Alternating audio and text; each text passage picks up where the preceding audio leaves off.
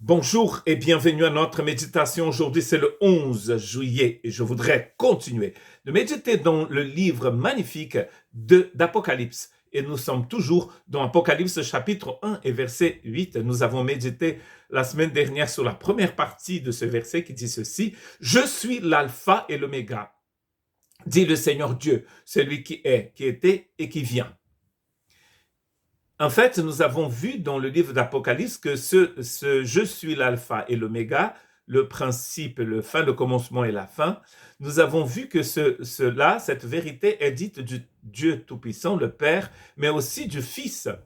Jésus-Christ va dire aussi « Je suis l'alpha et l'oméga ». Or, la deuxième partie, c'est pareil, quand il dit « Je suis le Tout-Puissant ». Les empereurs romains avaient l'habitude de dire qu'ils étaient autocrates, c'est-à-dire ils dépendaient de rien, ils étaient puissants en eux-mêmes. Bien sûr que le chrétien n'acceptait pas cette définition et il disait que notre Dieu, leur Dieu, était pantocrate, c'est-à-dire il avait toute la puissance, mais Dieu est aussi autocrate. Il ne dépend de personne ni de rien, il est puissant en lui-même. Et les empereurs qui disaient qu'ils étaient autocrates sont tous devenus poussière. Allez essayer de trouver un ancien empereur romain, vous n'allez pas le retrouver. Ça fait à peu près 2000 ans que la plupart sont tous morts. Ou sinon, presque 2000 ans. Tous morts, tous poussière. Alors, celui à qui nous aimons et qui nous aime depuis l'éternité, lui, il vit pour les siècles des siècles. Il ne deviendra jamais poussière. La première fois que nous allons trouver cette définition de Dieu se trouve dans Genèse 17:1. Lorsqu'Abraham fut âgé de 90 ans, 19 ans, l'Éternel apparut à Abraham et lui dit « Je suis le Dieu Tout-Puissant. Marche devant ma face et sois intègre. » C'est très intéressant. Quand vous apprenez à connaître un Dieu qui est tout-puissant, vous allez avoir envie de marcher d'une façon intègre, de marcher selon celui qui vit pour les siècles des siècles. Donc, l'appel de Dieu pour Abraham, c'est l'appel de Dieu pour vous aussi aujourd'hui. Marche devant ma face et sois intègre parce que je suis le Tout-Puissant, dit le Seigneur. Genèse 14, 19, il bénit Abraham et dit, béni soit Abraham, le Dieu très haut, par le Dieu très haut, maître du ciel et de la terre. Le Dieu Tout-Puissant, c'est le maître de tout. Il est le maître sur la terre, il est le maître dans tout l'univers. C'est-à-dire, c'est lui qui règne et qui vit et qui fait en sorte que tout fonctionne dans cet univers créé d'ailleurs par lui.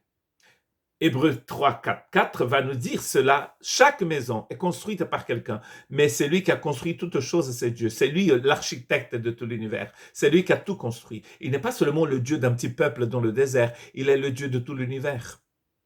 S'il vient ici, s'il a un appel à Abraham, c'est tout à fait compréhensible quand nous avons lu le restant de la Bible, parce que Dieu dit à Abraham, je vais bénir toutes les nations de la terre, tous les groupes ethniques, toutes les cultures de la terre par ta postérité. Alors, Paul va nous dire que la postérité d'Abraham, c'est Jésus. Donc, c'est par Jésus qu'il va bénir toutes les nations.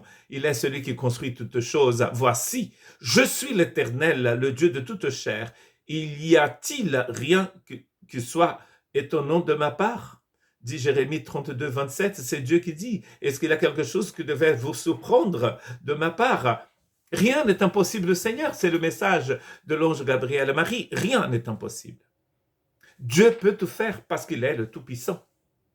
Ésaïe 40, verset 28, nous exhorte justement à faire confiance à ce Seigneur qui est tout-puissant quand il dit « Ne le sais-tu pas?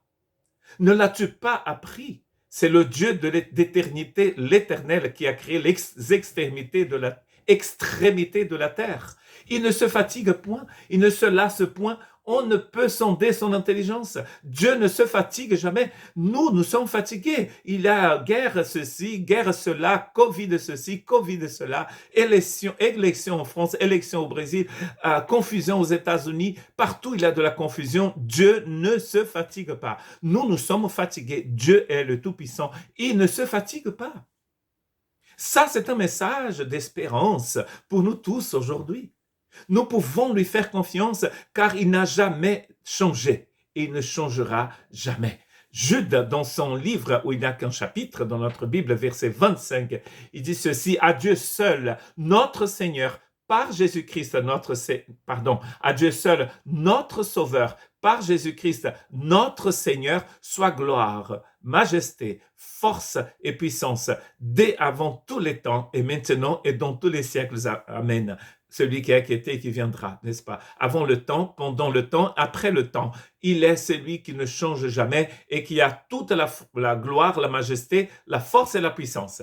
Qu'est-ce que vous voulez de plus? En fait, ce que vous voulez de plus, peut-être, c'est de lire Éphésiens chapitre 10, pardon, il n'y a pas d'Éphésiens 10, Éphésiens 6, verset 10.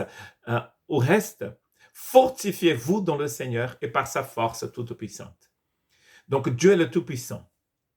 Allez puiser en lui la force dont vous avez besoin. Ce n'est pas de votre force que vous avez besoin. Vous n'avez pas de force. Quelle force avez-vous?